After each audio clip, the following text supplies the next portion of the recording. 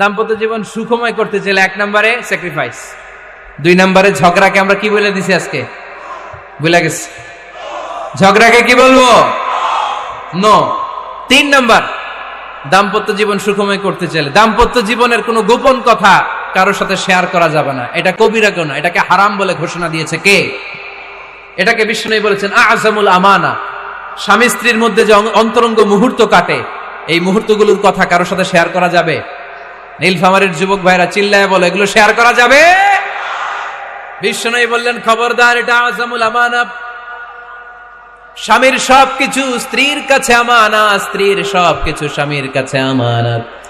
আবার বিষ্ণু বলেছেন, যারা স্বামী স্ত্রীর গোপন দাম্পত্য জীবনের কথা অন্যের কাছে শেয়ার করে দেয়, তারা হলো আশারুন নাস, পৃথিবীর মধ্যে সবচাইতে নিকৃষ্ট মানুষ।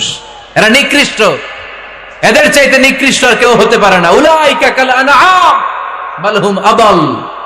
এরা পশুর চাইতেও নিকৃষ্ট, যারা স্বামী স্ত্রীর প্রাইভেট কথা, পার্সোনাল কথা মানুষের কাছে বলে বেড়ায়। আর সিবাউ হারাম।